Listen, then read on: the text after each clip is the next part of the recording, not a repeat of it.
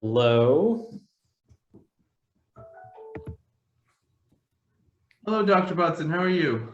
I'm extremely good. How are you? Doing very well myself.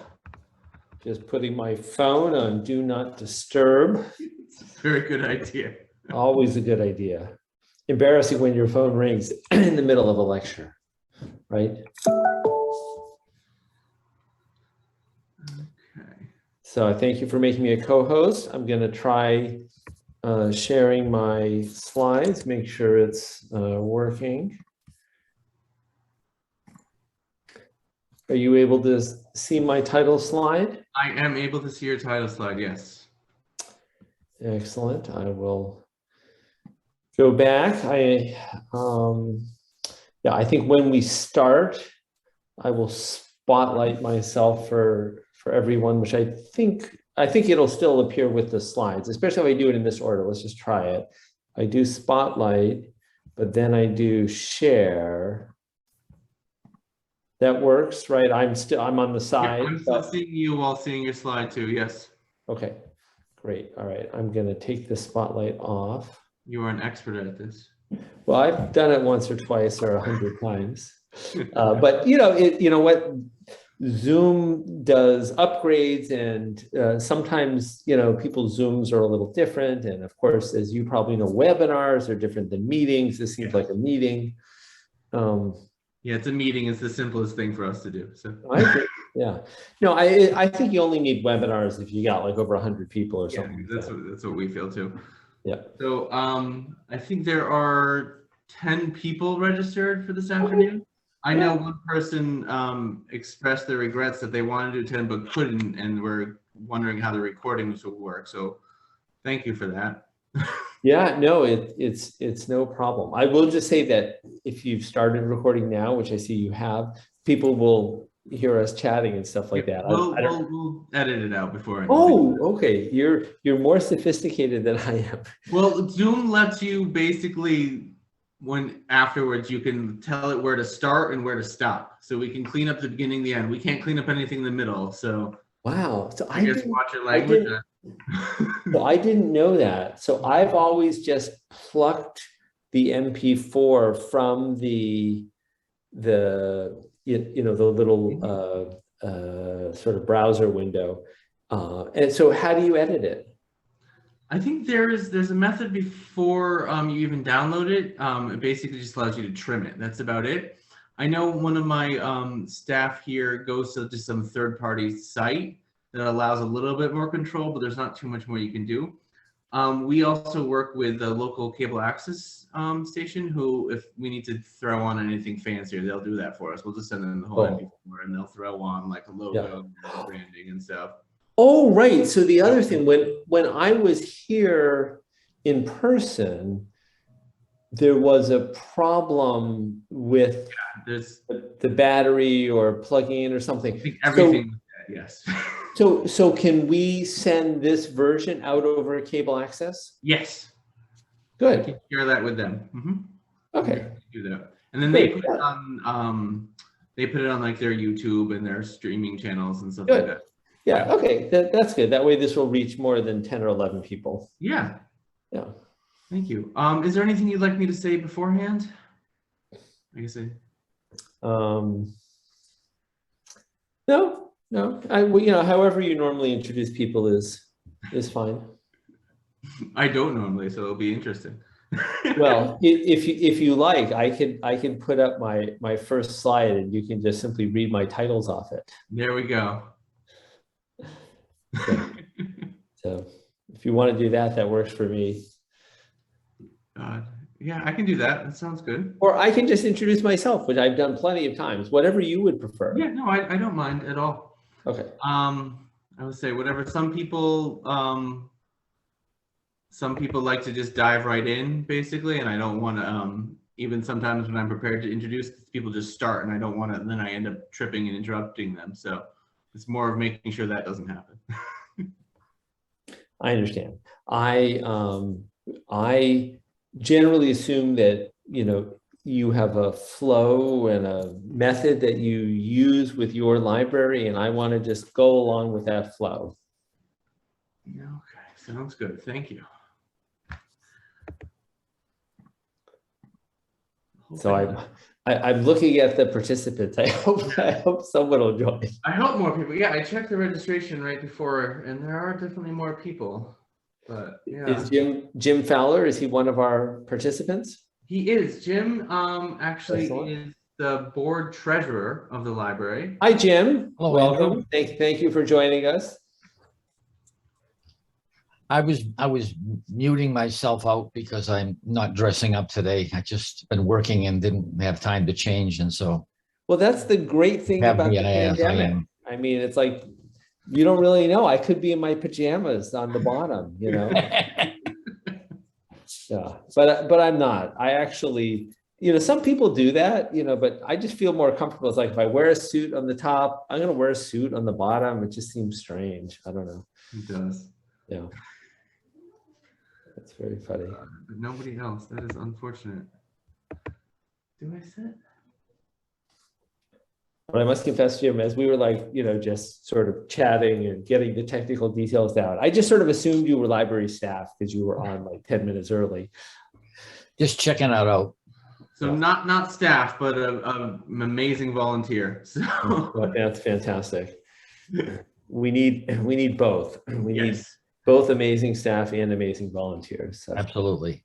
that's good.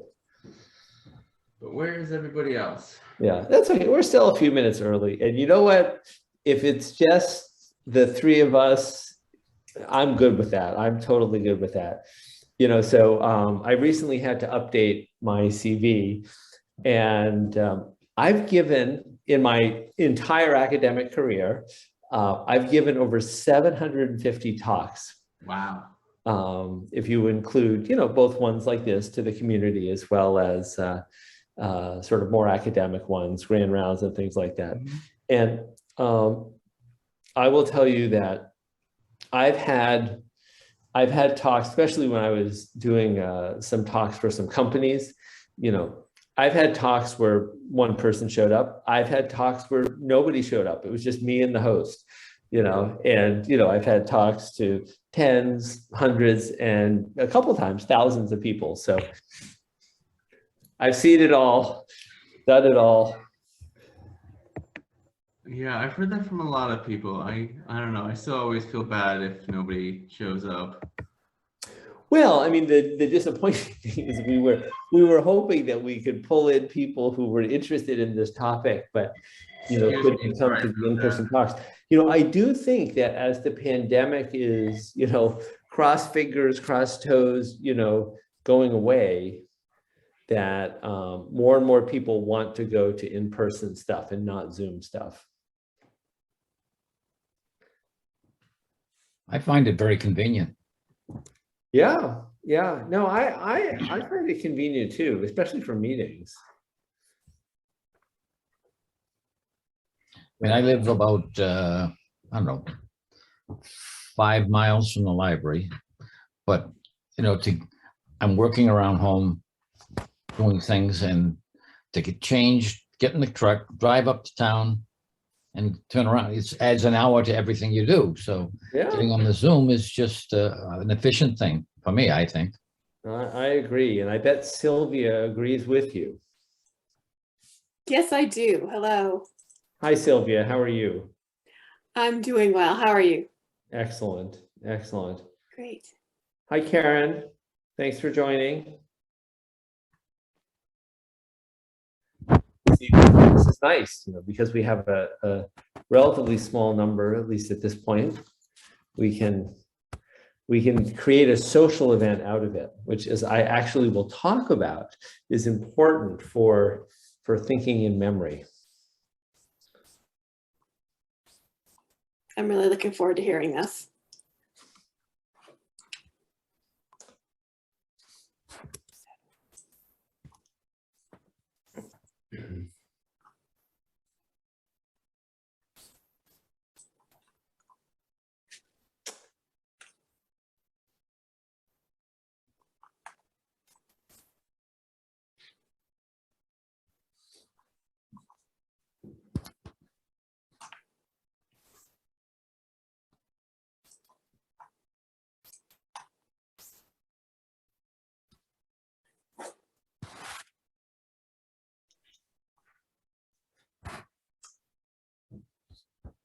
So Ian, so it's right at 2 o'clock. Do you want to give it 2 or 3 more minutes to allow a few more people to get their browser settings right, or do you want to dive right in? What do you think is okay best? with it. I think that's a good idea.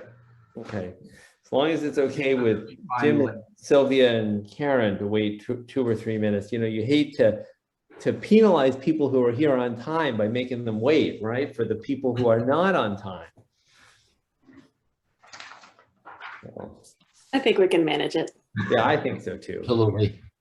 And, you know, the one thing about Zoom, I mean, most people are pretty used to it by now, but sometimes people can have technological problems or issues, you know, so we can cut them a little slack. Definitely.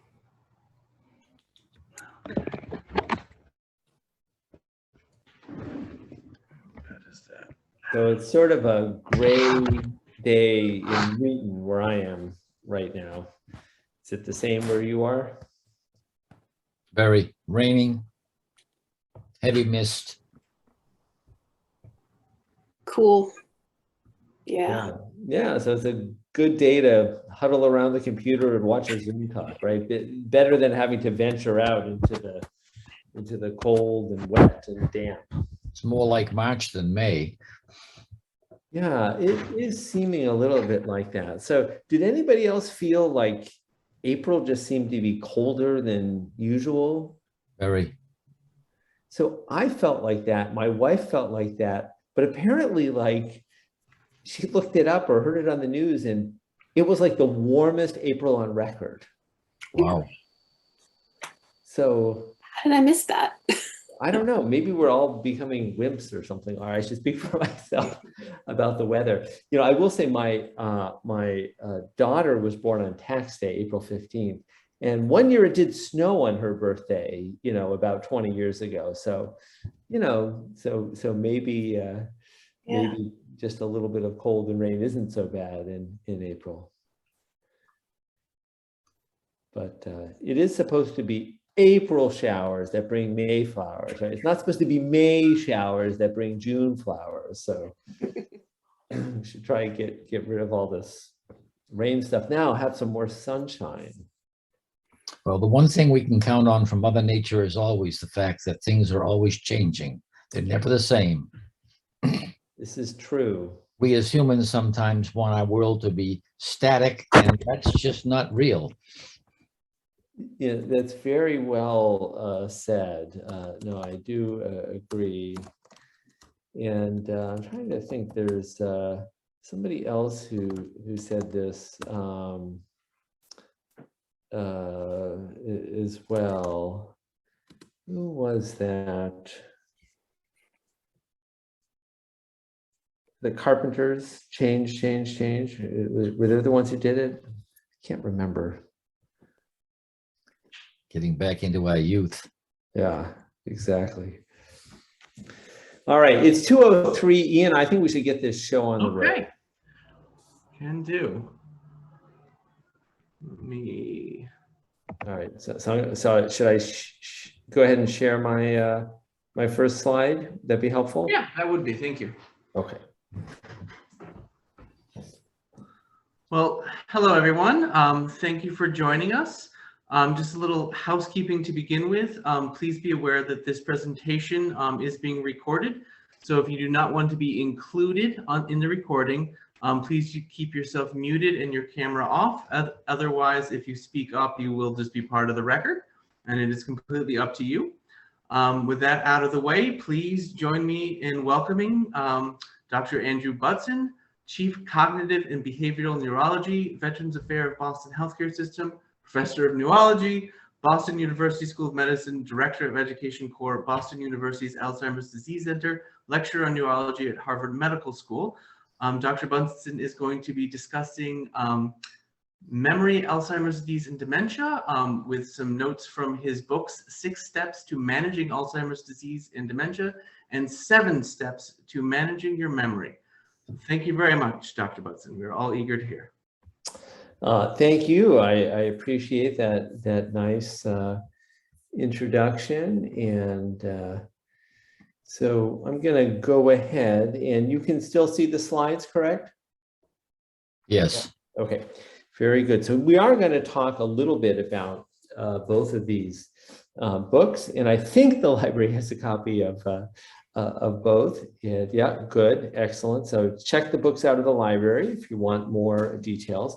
And we're going to start with this book and talk about all these different steps. But the way I like to begin my talks is by getting your views on some common memory problems. And as I go through some of these different memory problems that I'm going to read from the preface of our book, as you are going through these, if you say to yourself, oh, this is just normal aging, this is just what happens as people get a little bit older. If your camera's on, you can give me a thumbs up. Or if you are going to keep your camera off, which is fine, just put a little Y into the chat for yes. Now, on the other hand, if I read off one of these problems and you say, wait a minute, that doesn't sound normal. That sounds like it could be the beginning of Alzheimer's disease or dementia. Give me a thumbs down or an N in the chat saying, I don't think that's normal. So here is the first scenario from the preface here. So you walk into a room to get something and you forget why you're there. What do you think? Is that normal thumbs up or not normal thumbs down? Yes, that one is thumbs up. I'm glad I see thumbs up from everyone. Ooh, thank God, right? We'd all be in trouble if that one wasn't normal. Let's take a look at the next one here. You're having trouble remembering some of the details of your life, such as your wedding. What do you think? Is that normal thumbs up or not normal thumbs down? Oh, we got a split decision here. Some people say it's normal. Some people say it's not normal. How about this one here? When you are driving and not paying attention, you take one or more wrong turns and you end up somewhere you did not intend to be. What do you think? Normal or not normal? A little tricky, huh? Some say yes, some say no, some say, I'm not sure. How about this one here? You have difficulty finding your car in a parking lot. What do you think? Is that normal or not normal? Yeah, people are not sure on that one either. Split decision. And my all-time favorite, your family tells you you've asked that question before. Is that normal or not normal? What do you think? Oh, people are not even comfortable voting on that. So it is my job this afternoon to empower everyone here with the knowledge about whether these things are normal, whether they're not, and most importantly, what to do about them. And we are going to do that by going through the 7 steps to managing your memory. So let's continue. We're going to begin with step 1, which is learn what is normal memory. So let's say that you want to remember a piece of information. Perhaps it's somebody's name. Well, I'm going to give you a filing system analogy as to how our memory works. And the first part of our filing system is our file clerk. Now, our file clerk is actually a part of your brain. It's your frontal lobes right behind your forehead. And it's the frontal lobe file clerk's job to take information in from the outside world and then to put it into the file cabinet. Now, when we want to retrieve a memory, the file clerk walks over to the file cabinet, looks through the different files, and pulls out the memory that we are looking for. Well, that's good, but guess what? As we all get older, our frontal lobe file clerk is getting older too. And I'm going to continue with this analogy by talking about 3 changes that occur in normal aging.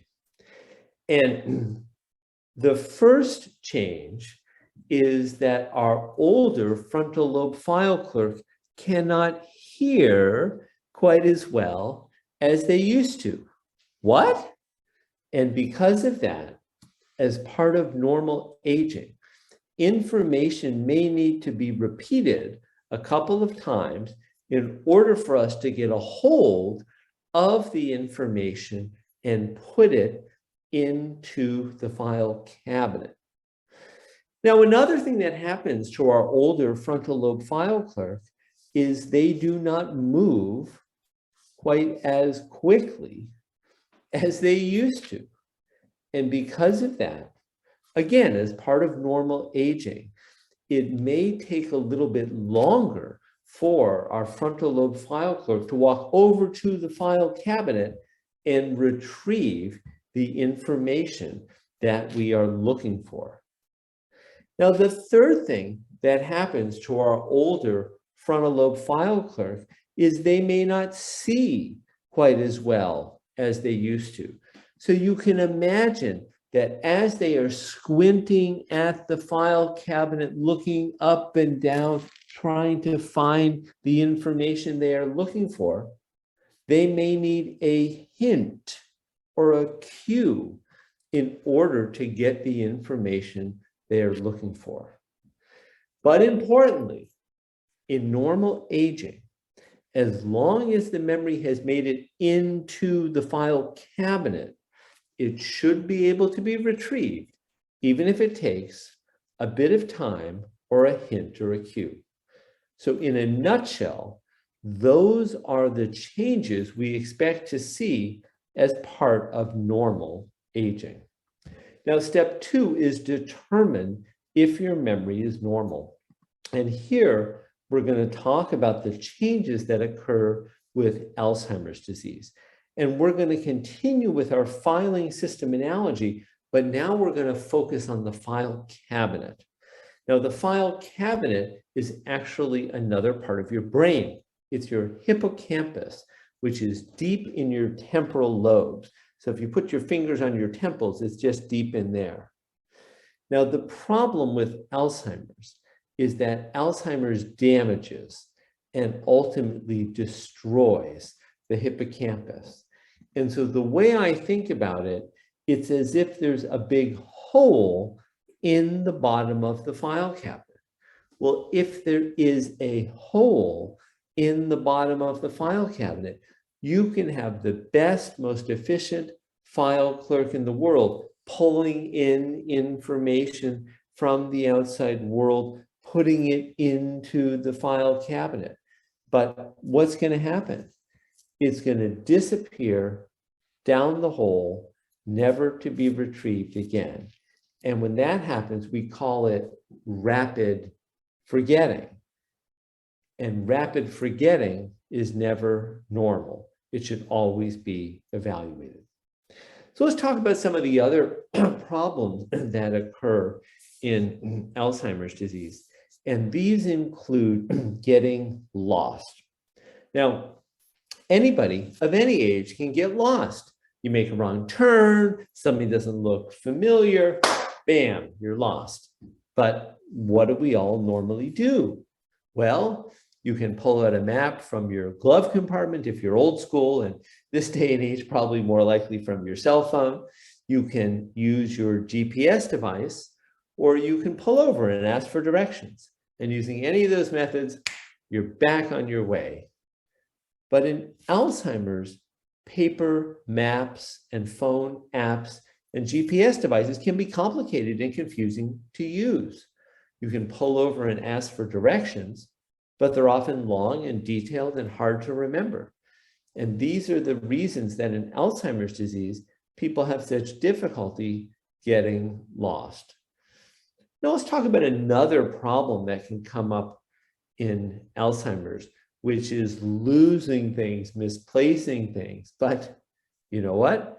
Misplacing things is also really common. I want you to give me a thumbs up or put a Y into the chat if in the last year you have misplaced your keys, glasses, wallet, cell phone. Has that happened to anybody? Yeah, me too. So the question is, if you're losing things, if you're misplacing things, how do you know if it's normal or not? Well, look, if you were someone who every morning, all your life, you spend 5, 10, 15 minutes, hunting around the house, looking for things. And, now you're getting a little bit older and you're still spending 5, 10, 15 minutes hunting around the house looking for things. Well, guess what? That's probably normal for you and not something to worry about. But on the other hand, if you were somebody who was always very organized, always knew exactly where everything was, and now it's taking you not just 5, 10, 15 minutes, but maybe 20 minutes or an hour hunting around the house looking for things. Maybe you had to cancel the credit cards because you never could find that wallet. Maybe you had to buy a new cell phone because it never did turn up. Well, that could be a problem. So the point I'm trying to make here is it's not only what the problem is, but it's also whether it represents a change in the way things used to be. Now, the last thing that I want to talk about at this part of the talk is about repeating questions and stories. Now, anybody can be halfway through telling a story to a close friend and you say, oh my God, I told you this already, didn't I? And anybody can forget the answer to a question and ask it again. But when there is a pattern of repeatedly telling the same story to the same people again and again and again, or asking the same question to the same person over and over and over again, that is not normal. That's usually due to that rapid forgetting that we were talking about. And as I mentioned, rapid forgetting is never normal. It should always be evaluated. Okay, so now we're going to move on to step 3, which is understand your memory loss. And I'm going to talk about the question that I get asked more than any other, which is, what's the difference between dementia and Alzheimer's disease? So dementia is when there is a decline in thinking and memory that is severe enough that it interferes with day-to-day function. And it's a general term. And it makes me think of another general term like a headache. Now, a headache can be due to a lot of different things. You might have a muscle tension headache or a migraine headache, neither of which are very serious. But you could also have a headache from a stroke or a brain tumor, which obviously are serious. And with dementia, it's the same way. You can actually have dementia from something as simple and as treatable as a vitamin deficiency, or a thyroid disorder. But you can also have dementia from a variety of different brain problems, including Alzheimer's disease, frontotemporal dementia, dementia with Lewy bodies, normal pressure hydrocephalus, and there's many other types as well.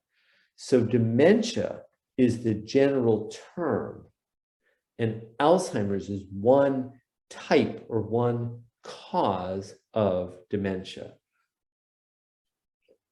Here's a brain of somebody who has a vascular dementia. These are some of the features of dementia with Lewy bodies that includes Parkinsonism and visual hallucinations. In behavioral variant frontotemporal dementia, the trouble is with behaviors. And another type of dementia, chronic traumatic encephalopathy, we believe people get from repeated blows to the head. Now we're going to talk about another term, which is called mild cognitive impairment. In mild cognitive impairment, three things are present. The first is someone is concerned about the memory. It can be the individual themselves, it can be their family, or it can be their doctor. The second thing is that when the individual undergoes pencil and paper testing, yes, indeed, a problem is found. So the concern is confirmed by the pencil and paper testing. But the third thing is that their day-to-day function is normal. Now, if their day-to-day function is normal, that by definition, they do not have dementia. Now, if you follow individuals with mild cognitive impairment over time, what you find is that half of them do end up declining and developing either Alzheimer's disease or another cause of dementia. But that also means the other half do not. The other half stays stable, or their memory actually improves over time. You might say, how does anybody's memory improve over time? Well, if the memory loss was caused by depression, low mood, when their mood gets better, their memory can improve. Another common cause of memory loss are medication side effects. And if the individual works with their doctor and their medications get adjusted, their memory can improve. Now, step 4 is treat your memory loss. And we're going to talk about the approved medications as well as some of the new ones for Alzheimer's. But before we talk about the medicines, I need to tell you a little bit more about Alzheimer's so you'll understand how they work. Now, we believe that Alzheimer's disease starts with the accumulation of a protein called beta amyloid.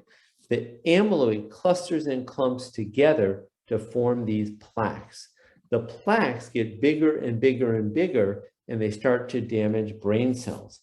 Inside the brain cells, another protein called tau becomes loose, and the tau is very sticky, and it forms these long chains that get all tangled up. Now, once the tangles form inside the cells, it kills the cells. And the cells are normally making chemicals, neurotransmitters, that allow different parts of the brain to talk to one another. And acetylcholine is one of these important chemicals. So in Alzheimer's disease, the levels of acetylcholine drop. It's for this reason that one of the mainstays of therapy are medications that can help to raise up the levels of acetylcholine. These are medications that I bet many of you have heard of. Some of you may be taking these. These include donepezil, whose brand name is Aricept, rivastigmine, whose brand name is Exelon, and galantamine. All of these medications help to raise up the levels of acetylcholine. Now, from the perspective of the individual and their family, what these medications can do is they can turn the clock back on memory loss by 6 to 12 months. So what I mean by that is when someone comes into my clinic and I write them a prescription for one of these medications, I can make their memory like it was 6 months ago, or maybe even a full year ago. And the sooner they come to see me, the more likely it is that I can turn the clock back a full year. And there's a very simple reason why. There are more brain cells that are still living that the medication can work on. Now, I talked about turning the clock back, but I cannot stop the clock from ticking down. So what that means is if I see somebody back 2, 3, 4 years later, yes, it's true, their memory is likely to be worse off than the first time that I saw them. But that does not mean that the medication is not still working. As long as they had a good initial response, it almost certainly is. And if they stop the medicine, they actually plummet 6 to 12 months worth of memory function in 1 to 2 weeks. So as long as they had a good initial response, I pretty much want them to stay on this medication forever. Now, wouldn't it be great if we had a medication that could actually slow down that ticking clock? And there are a lot of medications that are being developed in clinical trials that may be able to do just that. In fact, one of these medications, Adenocannimab or Aduhelm, was trying to do that. And it turns out that it can actually remove the plaques from the brain. But unfortunately, people did not end up getting better in my reading of the data, as well as the reading of the data from the FDA's advisory panel and the FDA's own statisticians. But there are lots of other drugs that are in clinical trials right now that might be able to do that. Now, in addition to Aducanumab, there's a lot of other medications out there that people often take that don't work. And this includes Prevagen that they advertise all the time on TV, curcumin, ginkgo biloba, resveratrol, phosphatidylserine, etc. So don't waste your money on any of these supplements. All right, well, what are some things that do actually work? So in addition to those medications that raise up acetylcholine, modifying your lifestyle is very important. And it turns out there have been over 7,000 studies published to explain the benefits of a Mediterranean menu of foods. So this includes, as you can see on the slides, fish, olive oil, avocados, fruits and vegetables, nuts and beans, whole grains, and from the MIND diet, we pull in poultry, chicken, and turkey. So these are the things that are good to eat. So you might say, okay, well, that's great, but what are the things that are not good to eat? Well, I hate to tell you, it's almost everything else. So red meats, fried foods, fast foods, butter and margarine, pastries and most sweets, white bread, white flour, white rice, sugar sodas, sugar juices, diet sodas, diet juices, all of those I would put in the category of once in a while foods, not every single day foods. Now, before everybody gets really depressed and thinks, oh my God, I can never have dessert again, I did want to remind you that chocolate in small amounts has been shown to benefit thinking and memory and mood.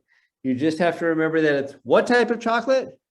That's right, dark chocolate. The darker, the better, because it's the cocoa that's actually good for you, not so much the sugar and the butter and the milk that they put in it to make it sweet and creamy.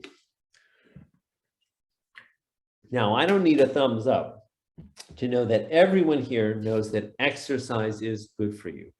But I bet you that I will be able to tell you at least one new thing that you did not know this afternoon about just how good exercise is for you and why. But if I inspire you, before you lace up your jogging shoes and say, I don't care if it's raining outside, I'm going to go for a run, I do want you to just check with your doctor and make sure that your heart and your lungs and your bones and your joints are ready for whatever increased exercise you're going to do. But having said that, there's exercise that just about everybody can do. Most of the studies that I'm going to talk about looked at brisk walking as their exercise of choice. If you're not sure the right exercise for you, ask your doctor. So how much exercise do you have to do? Well, the studies suggest that you need to do at least 30 minutes a day, 5 days a week of aerobic exercise. Things that get your heart beating quickly, get you breathing heavy. That's how you know it's aerobic.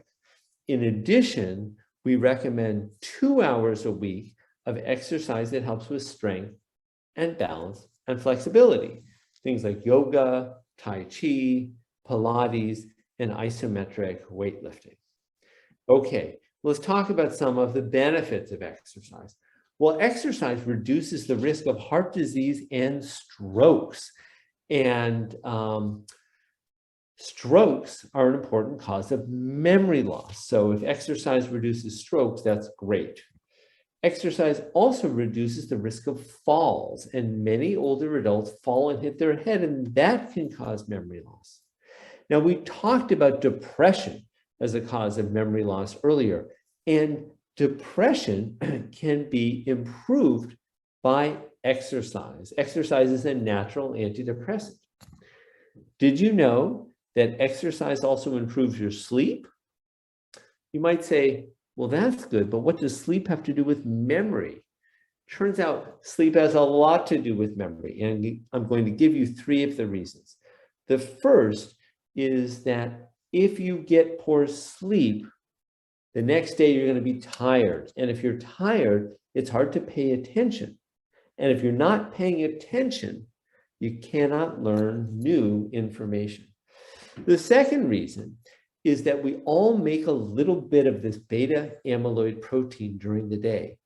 But at night, we clear it away, flush it out of our brain. So we need good sleep for that.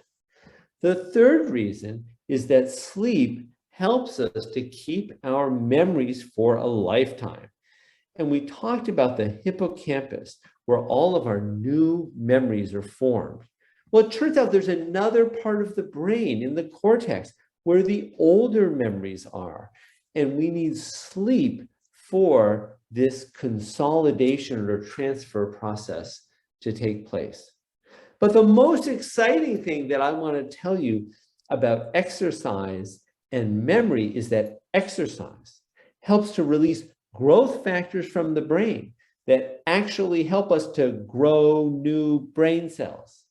And guess where there are more brain cells grown than anywhere else? That's right, you guessed it, in our hippocampus. And it's such a large effect that even in older adults, as you can see on this slide, in as little time as 6 months, you can actually see the hippocampus increasing in size compared to people who were in a stretching control group where the hippocampus decreased. So people sometimes ask me, Dr. Budson, isn't there some sort of magic bullet out there that can really improve my memory? My answer is yes, there is. It's called exercise. Exercise truly is the magic bullet. All right, now we're going to talk about step 6, which is strengthen your memory. And I'm going to answer the second most common question that I get asked, which is, should I do computerized brain training programs? Will that help improve my memory? And the answer is, if you do computerized brain training programs or Wordle or crossword puzzles, you will get better at computerized brain training programs, Wordle, and crossword puzzles. It simply does not translate to overall brain function. But there are some things that do, and they include social activities, which thankfully are becoming easier as the pandemic is waning. Engaging in novel, stimulating cognitive activities, and this includes taking an adult education class, learning a new hobby, reading nonfiction books about places you want to go. If you play a musical instrument, it includes learning new tunes. All of these things would count.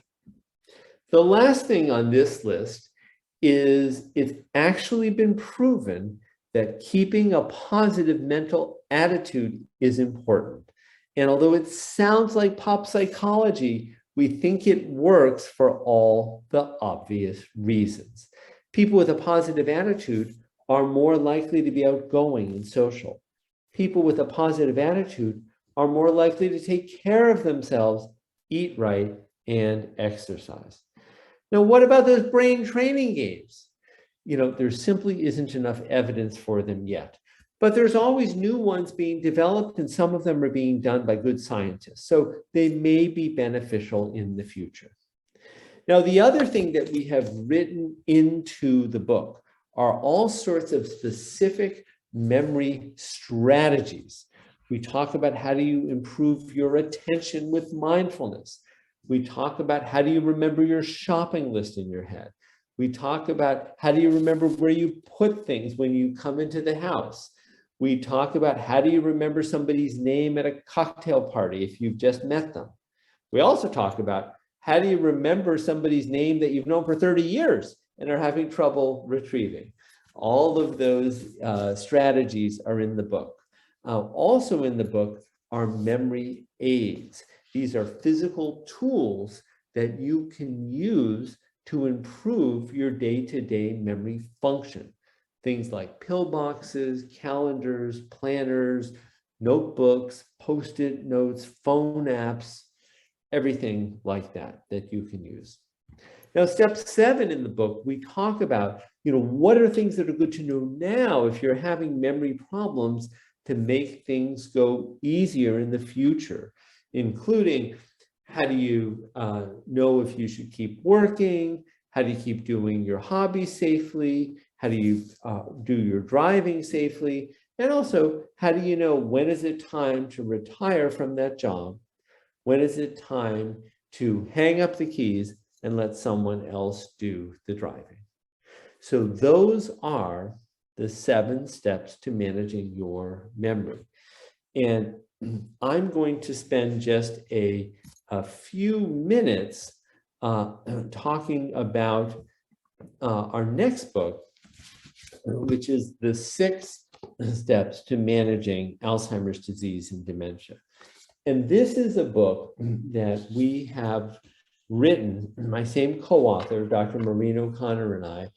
We wrote this book for families who are caring for a loved one with Alzheimer's disease or another cause of dementia. And I'll give you a sense as to some of the problems in the book here. So this is also reading from the preface. These are quotes from family members that we've helped. I always thought I had a lot of patience, but if he asked me what we are doing today one more time, I think I will scream. He wants to drive, but I don't know if it's safe. It's happening every evening now. She keeps saying she needs to go home, but we are already home. When I came back from the hairdresser, he asked me who I was. He really didn't recognize me. So this might resonate with some of you. So let's go briefly through the book. As you will quickly see, there is more information in this book than I can present, not only the remaining time I have available, but even if I spent a whole hour on this. So I'll just hit some of the highlights. And like I said, the book is in the library, so you can go check it out if you want some more details. Step 1 is about understanding dementia, and it goes over the different types of dementias, what these words mean, sort of like we did earlier. Now, step 2 is really the heart of the book. It talks about how do you manage problems without using medications.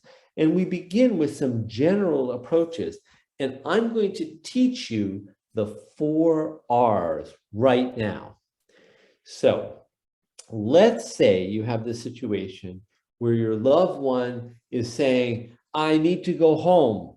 And let's say they're rattling the doorknob and they're trying to get out of the house, but you have like some sliders on the top and the bottom or a chain across the door, so they can't get out. But they're rattling the door, they're trying to get out of the house. So what we might feel like doing is saying, honey, you're home. Stop trying to leave the house. But we know that's not really the best approach. So in the heat of the moment like this, I recommend the 4 R's. The first is to reassure our loved one that everything is okay. The second is to reconsider things from their point of view, right? From their point of view, they're thinking of a home that they grew up in. So from their point of view, it makes perfect sense that they're trying to go home because they're not in the home that they remember, right? So then it makes sense.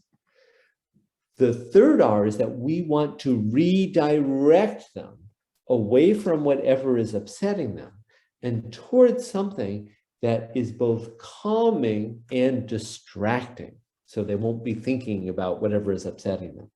And the fourth R is for all of us caregivers to take in a deep breath and relax. Because if we are upset or frustrated or irritable or annoyed, we are going to reflect that emotion to our loved one, and it's just going to escalate things. Now, there's some other general principles that we talk about as well. And I'm going to tell you right now about starting with small steps. So the idea here in starting with small steps is that, let's say you're trying to give Dad a bath. And he's like, I don't want to take a bath. And you're like, come on, Dad, you need to take a bath. It's been like a week. I don't want to take a bath. I had a bath last year. Like, yeah, right, exactly. You know, I don't want to take a bath. Okay, I get it. You don't want to take a bath. Now, Dad, look, you have a little bit of dirt on your nose. Can I just use this washcloth and clean your nose? And look, you have a little bit on your cheek. Let me use the washcloth, clean your cheek. And you got a little bit on your neck here. Let me just clean your neck off. And oh, look, I've got your shirt wet. Why don't we just take your shirt off so it doesn't get all wet? And hopefully, with a few more small steps like this, in a few more minutes, Dad will have his clothes off and will then get into the bathtub. So that's starting with small steps. Now, sometimes these sort of small in the moment approaches don't end up working for some difficult behaviors. And that's when we want to pull out the ABCs. So we begin with the antecedents, or what came before. What was the time of day? What's the day of the week? What was happening at that time? You know, how was your loved one feeling? What else was going on at the time? These are all antecedents. Then the behaviors is not just yelling, but it's something more specific. How long was the yelling? How loud was the yelling? You know, we want to try and quantify it as much as possible. And then we also want to look at the consequence. Now, we don't normally think about consequences when we're trying to figure out behaviors. We normally just think about what happened before or at the time. But the consequences, what happened after, can actually be important as well. So let's say we have the same situation where Dad says, I don't want to have a bath. And you're like, come on, Dad, you have to have a bath. I don't want to have a bath. I don't want to have a bath. And Dad yells and screams and stomps his feet. And we say, all right, fine, we'll skip the bath. What did we just do? We taught Dad that if he yells and screams and stomps his feet loud enough, he can skip the bath. And I don't think it's a conscious thing. I think it's an unconscious reinforcement of this type of yelling and stomping feet behavior that we have just reinforced, okay? So it turns out that the consequences are important as well. Now, in addition to these general approaches, we have all sorts of specific approaches for all sorts of different problems. So we have a whole chapter on managing memory problems. So for example, if they're forgetting to turn off the stove, well, obviously that's a huge safety issue. So we want to take the knobs off the stove or unplug the stove or do something else so they can't turn it on and burn down the house accidentally. We don't want the first time we're thinking about what to do if our loved one wanders when they've wandered out the door, okay? We want to have a plan in place for wandering. And we talk about how do you do that. Sometimes people have false memories where they remember things that never happened.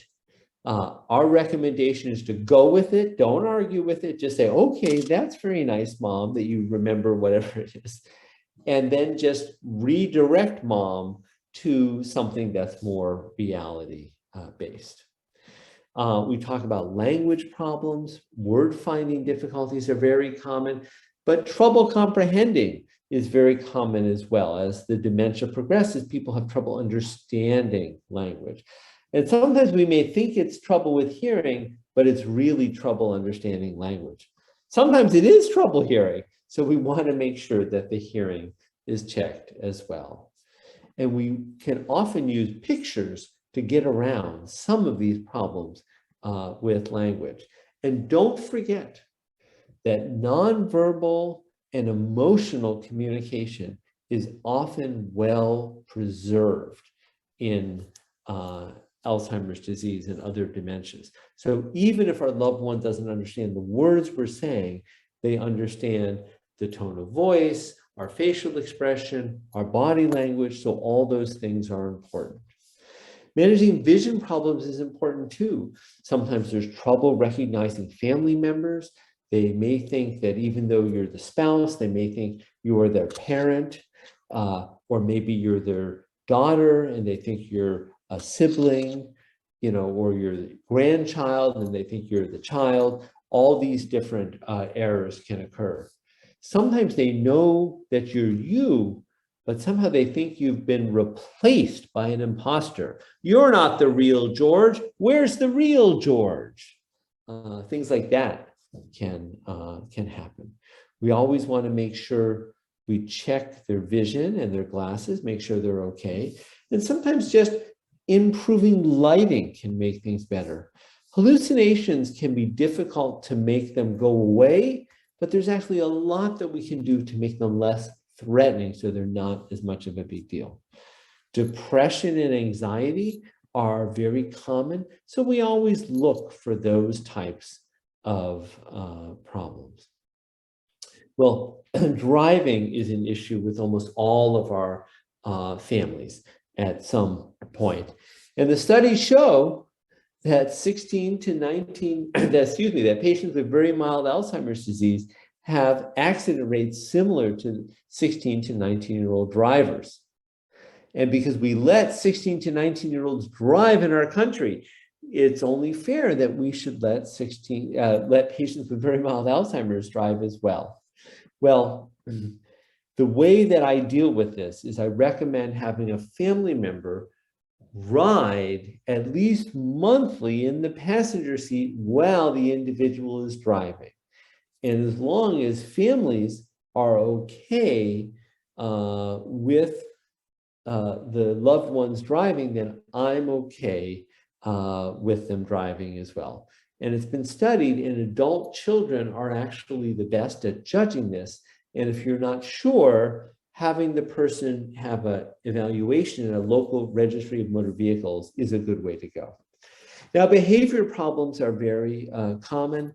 There can be apathy or a lack of interest. There can be disinhibited behaviors. And there can also be sundowning, right? So sundowning is when in the late afternoon or evenings, people are getting upset and agitated and difficult to control their behavior.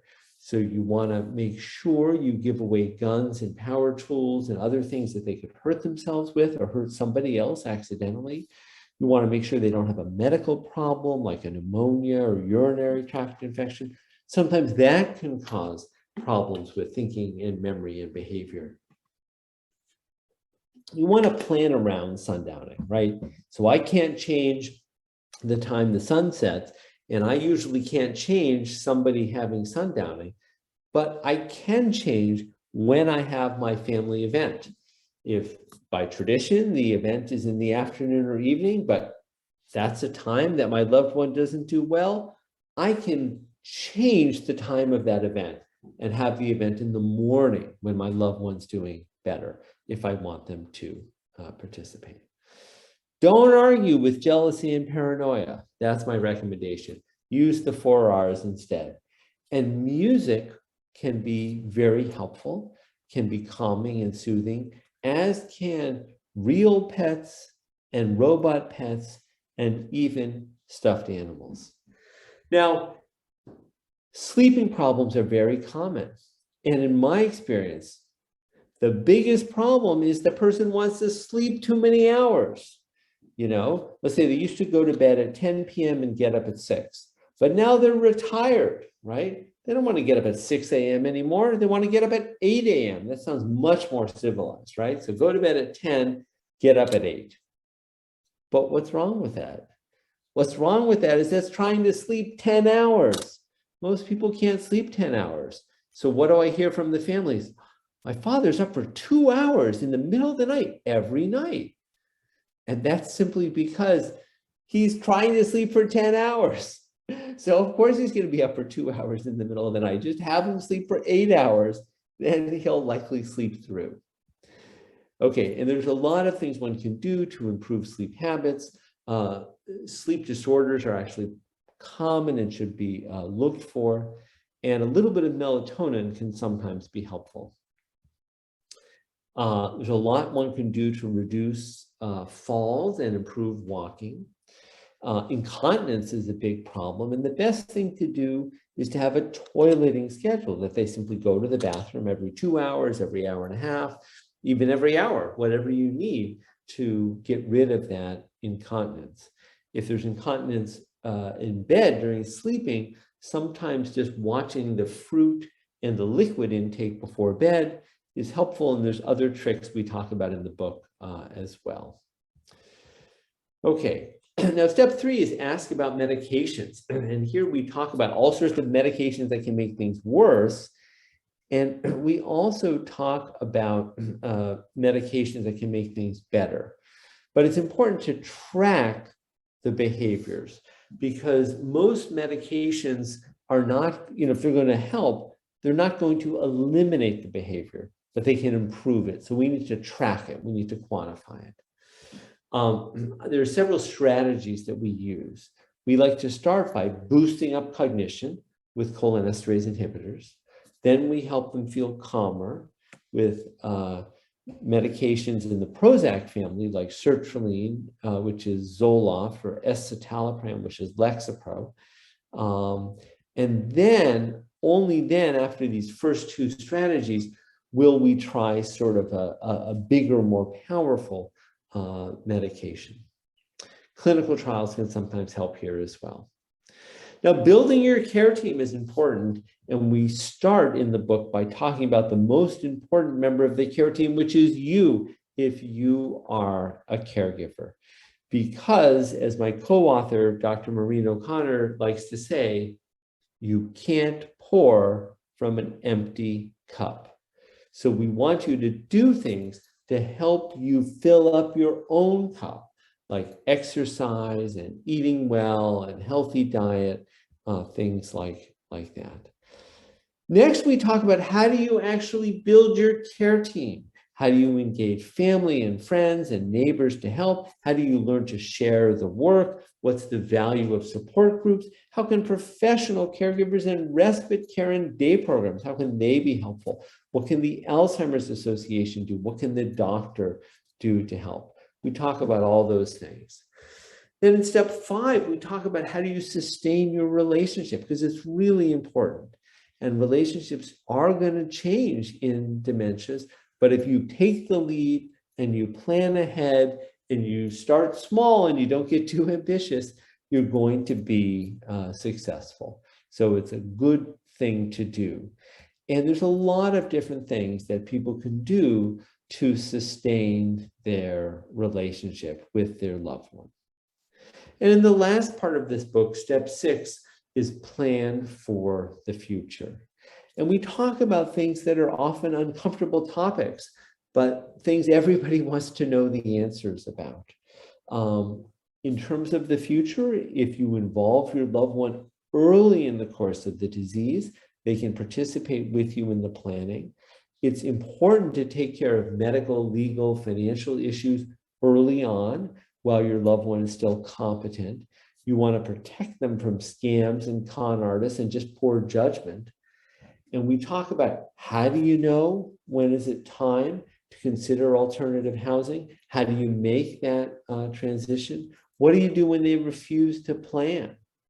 We also talk about things like the funeral ceremony, the death itself, how hospice and palliative care fit in. What does it mean to be dying from dementia? And we talk about, how do you plan for your own future after your loved one is gone? So those are the 6 steps to managing Alzheimer's disease and dementia. And I have more information on my website, on my Harvard Health blog, on my Psychology Today blog, and of course, in the books that are in the library.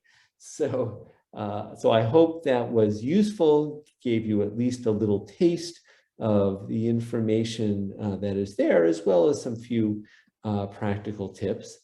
And I'm be very pleased to answer any questions that anyone has. And you can feel free to simply unmute yourself and ask the question directly. You are also welcome to type a question into the chat if you would prefer.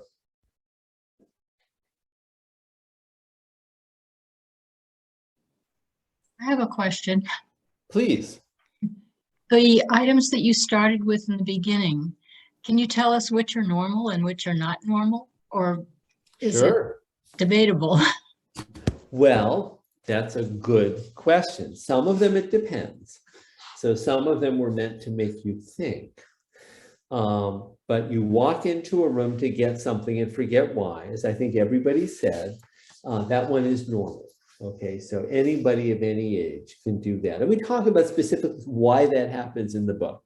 It's usually that you simply get distracted by something that you see. Then we talked about remembering details of your life, such as your wedding. Now, it turns out that everybody thinks they should remember their wedding, but if your wedding was 30 years ago, 50 years ago, and you haven't really thought about it much in that time, it's totally normal for most of those details to fade away. I hope you remember the date so you can celebrate your anniversary, and your spouse, if they're still around, is not displeased with you. But there's nothing wrong with forgetting the details of your wedding. You should remember that you're married, but the details can definitely disappear if you haven't thought about it in years and years. When you're driving and not paying attention, you take one or more wrong turns and you end up somewhere you did not intend to be. That's totally normal. And the reason it's normal is because of the phrase I put in there, and not paying attention. So if you're not paying attention, then you can very easily go on what we call automatic pilot, which is actually your procedural memory. It's the memory you use to ride a bike. So the reason that you can drive a car and talk to a friend at the same time is you're using procedural memory to drive the car. And you even use procedural memory to drive a route that is familiar to you.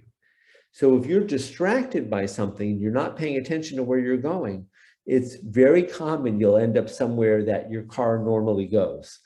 So that's normal.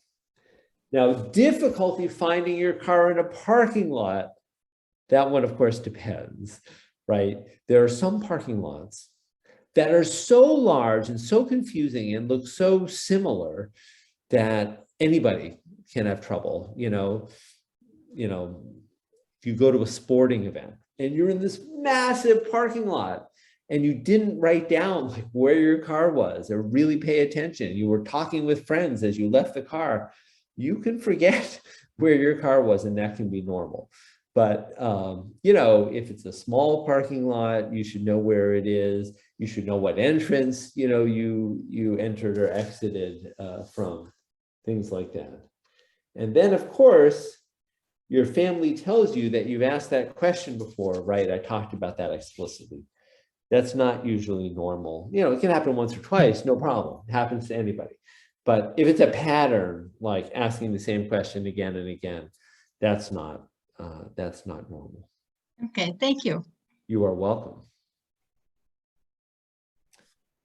Jim, are you asking a question?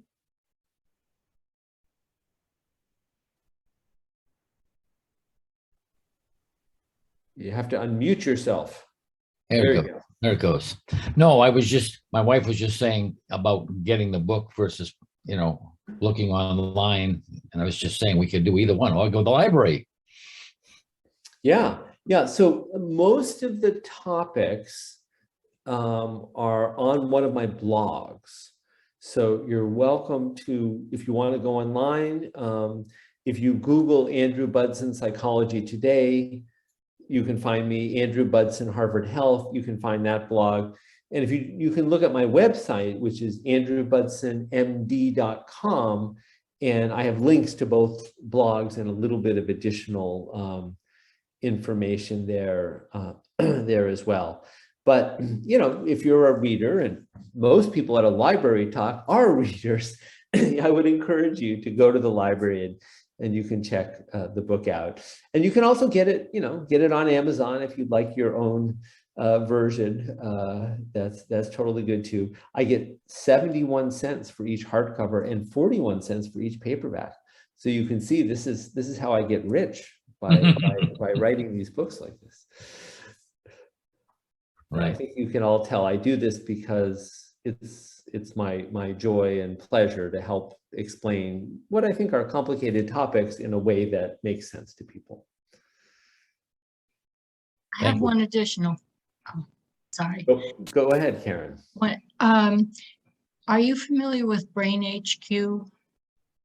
That's something that I got that from PBS. I was wondering if you had an opinion about that particular program. It's a computer a computer training game. Yes. Yeah, you know, I'm familiar with the company, and they're working hard. They're good scientists. They're working hard. I think they would admit that it doesn't really help with general thinking and memory. You know, I am sure it's better to do some of their brain training games than to watch TV. I'm 100% sure. But if you are debating, should I go on a walk with my friend, or should I do this, you know, Brain HQ, go on a walk with your friend. There's so much more evidence for social activities and exercise that would be by far the better activity to do. Okay, but if you're debating, you know, should I do Brain HQ or should I watch TV? Brain HQ is better. That I'm sure is better than TV. Thank you. Other questions? Yes, go ahead. I have a question.